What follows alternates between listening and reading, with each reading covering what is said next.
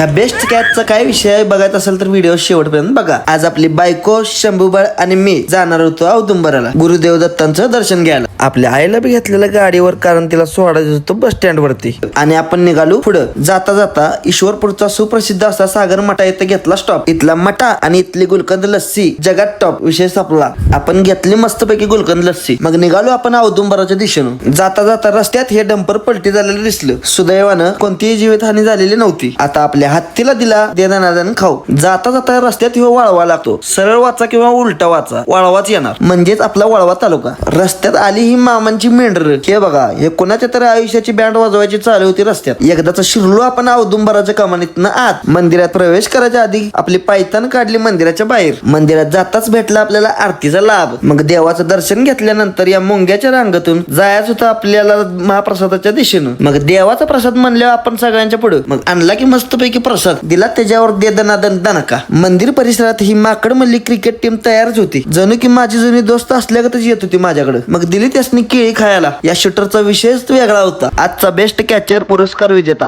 जाता जाता cinematic video बघायला विसरू नका. लाईक, फॉलो आणि कमेंट करा.